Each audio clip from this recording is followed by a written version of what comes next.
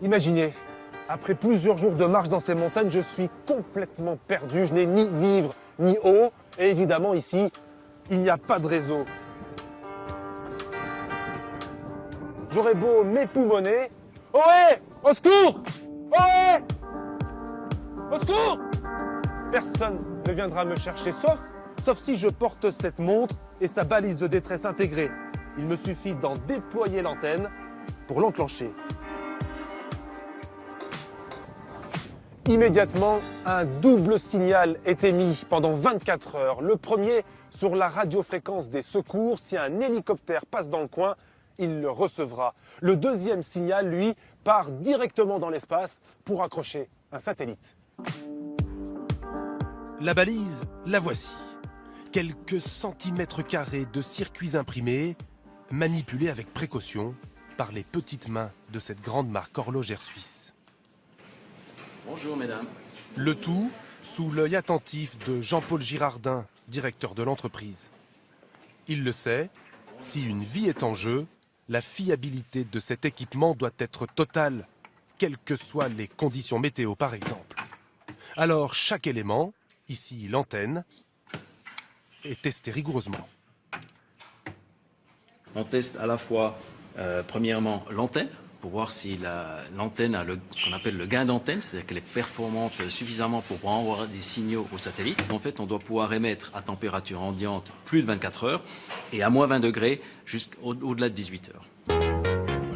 Que cela soit sur la banquise ou au milieu du désert, le signal est ensuite redirigé du satellite vers le centre de recherche du pays concerné qui déploiera les secours appropriés dans les plus brefs délais.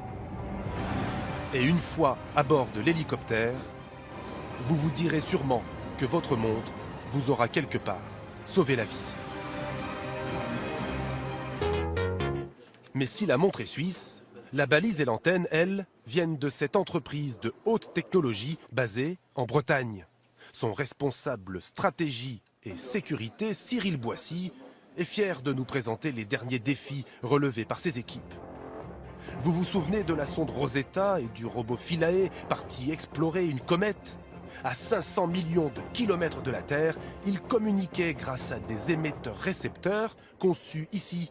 D'ailleurs, les voici. Il s'agit de ces deux boîtiers qui traînent sur un coin de table. Et c'est justement parce que vous avez été capable de faire ce type de choses dans l'espace que ce fabricant de montres est venu vous chercher? Tout à fait, c'est-à-dire qu'on a envoyé des produits aux confins de l'univers dans le cadre du projet Rosetta. Donc les produits Cyrnix ont permis de faire communiquer le petit robot Philae avec sa sonde Rosetta. Les technologies qui ont été développées pour nos produits spatiaux sont transposées dans les balises et notre objectif c'est de démocratiser cet usage. C'est-à-dire que ces systèmes aujourd'hui qui sont plutôt réservés à des professionnels ou des initiés peuvent être utilisés par monsieur et madame tout le monde. Mais pour rendre cette technologie accessible, il a fallu la miniaturiser à l'extrême, à tel point que le contrôle qualité doit être fait au binoculaire, sous le regard perçant de Sylvie Lebarbier, technicienne de laboratoire. On contrôle le placement des composants, principalement. Ça garantit une fiabilité. On contrôle la qualité des joints brasés. On va contrôler tout ce qui est fonctionnement mécanique, tout ce qui est à ressort, tout ce qui est contact, tout ce qui doit bouger. Il n'y a pas mieux que l'être humain, l'œil humain pour vérifier cela. Et en cas de déclenchement du signal de détresse, ce sont aussi des êtres humains qui viendront vous chercher. Au large de Saint-Malo par exemple, il faudra compter sur les sauveteurs de la SNSM. Des balises dans des montres et demain, peut-être, dans les vêtements par exemple. Mon gilet de sauvetage intègre déjà ce petit émetteur. Alors certes, pour le moment, ce n'est qu'un prototype, mais plus pour longtemps. Ces concepteurs bretons prévoient une commercialisation d'ici la fin de l'année.